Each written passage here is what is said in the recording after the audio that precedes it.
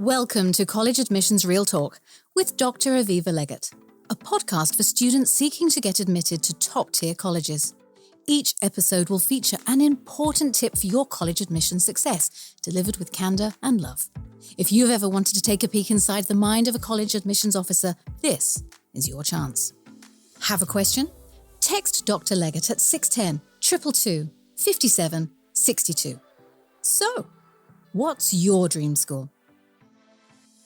Welcome to College Admissions Real Talk. I am Dr. Aviva Legatt, founder and elite admissions expert at Ivy Insight and author of Get Real and Get In. You're going to be hearing today from our summit speaker, and I'm so excited to share just a glimpse of the summit with you. I wanted to give you a sense of what you missed if you had to miss it, and invite you to get a VIP all-access pass to the summit. This access pass will allow you to get full, unlimited, and lifetime access to all those session recordings.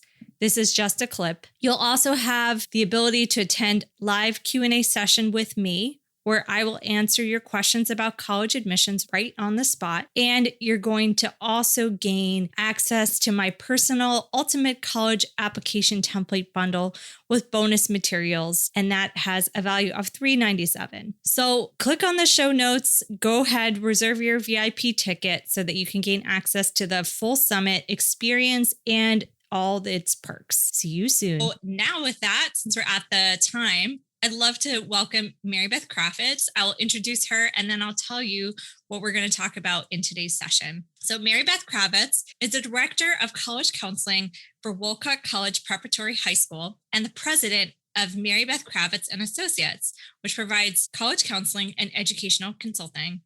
She has served as the president of the National Association for College Admissions Counseling, which is a huge deal because this NACAC, National Association for College Admissions Counseling, is the largest college admissions organization. And in fact, I just read their email this morning. I believe they now have over 23,000 members, all from admissions officers, independent consultants, faculty members, and others who are interested in the field of admissions. It's a huge deal. And Marybeth is an amazing expert in this field. Marybeth is a noted author of the Princeton Review Random House book, which I have right here, the K&W Guide to Learning Differences. And incredibly, we're on the 15th edition of this book.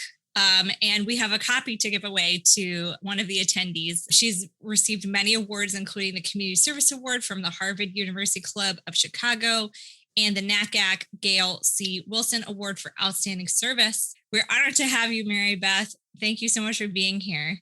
You're welcome. I'm pleased to be here and nice to be with you again, Aviva. Yeah, definitely. So today we're going to be talking about guiding your child with learning differences during COVID-19. It's really amazing. I'm just learning about the field of learning differences and really how common learning differences are amongst students.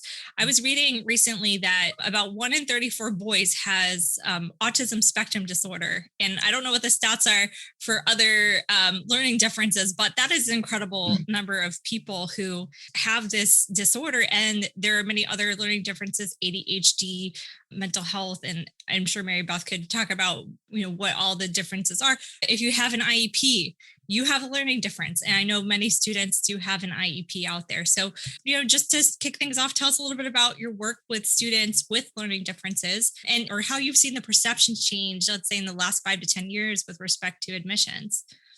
That's a great question. And, it's so interesting. When I started in the field, there was no designation of students with learning disabilities. And you talk about the boys being designated now on the autism spectrum, and there's still so many that are not even identified. It is incredibly important that we are now identifying and giving students the opportunity to learn the strategies while they're in high school, elementary, junior high, and high school, so that when they get to college, they are prepared to be able to navigate that scene. I think that now you're seeing more colleges with programs, more colleges with resources, more colleges with structured programs. What's really the most notable is the fact that the colleges now have gone to test optional. So before COVID, you had about 800 colleges that were test optional. We don't require ACT, we don't require SAT, and we will review your application without testing. When COVID hit and students couldn't get testing and testing was being canceled, more than double those colleges went to test optional. And what I find so interesting is that now that we are sort of moving through COVID, that they have agreed to retain test optional as an opportunity for next year and maybe for the next 2 or 3 years. And it's my hope, I pray, that testing will no longer come back on the scene. It's so inequitable because many do not have the money to do test prep. They don't have the money to have the internet and the resources, and the parents may or may not have gone to college. So, I see that things have changed, clearly leaning more towards the student and what they're providing. And the fact that they have a learning challenge is now being looked at as a very big plus for grit, motivation, determination. There are a couple of things that you talked about that I'd love to hear your perspective on.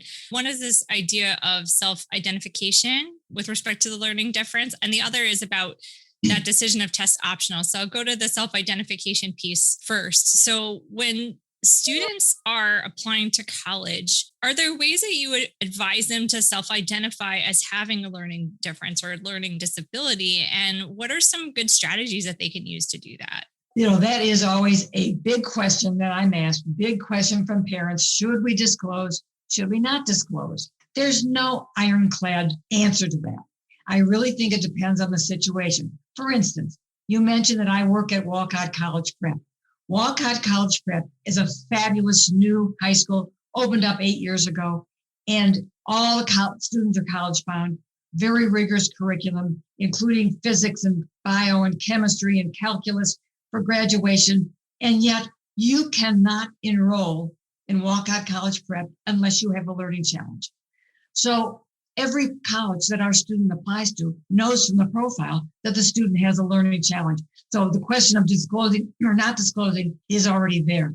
But I think that the students have to tell their story. Very often there's a good reason to disclose. They may have had a discipline, math or foreign language, something that had been hard for them, and it shows up on the transcript. So tell your story. You might have had some resource class that's on your transcript. Well, don't just stick your head in the sand and pretend you're the ostrich and they can't see you. Disclose it. Talk about it. Talk about where you were, where you are now, what you've learned, how you've learned to navigate it. That shows that you have grown with this. You understand it. You accept it. You are actually proud of it. And then there's the other side of that is there may not be a reason to disclose. I mean, you have many things about you that are your story. And if telling your story without, writing about a disability, you should tell your story and include what you want. Thank you. That's such great advice and a helpful reminder for all of us working with students with learning differences.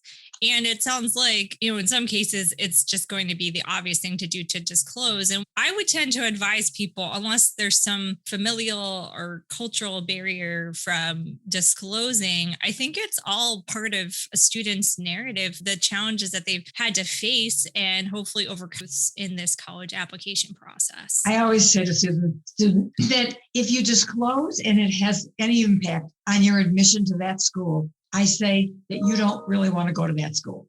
And really, it's illegal for colleges to look at a disability and use it in a negative way. I would say most often it's viewed, as you said, positive, and especially during COVID. If you think about it, not only were they remote for many students, but they were remote and learning in a way that they learned differently.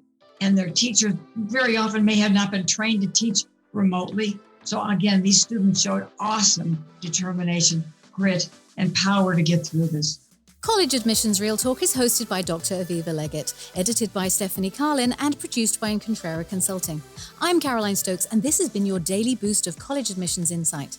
Have a question? Text Dr. Legatt at 610 222 5762. For more information on Dr. Legatt and Ivy Insight, visit www.ivyinsight.com. And you can pick up Dr. Legatt's book, Get Real and Get In, at major retail outlets across the world. Insight out.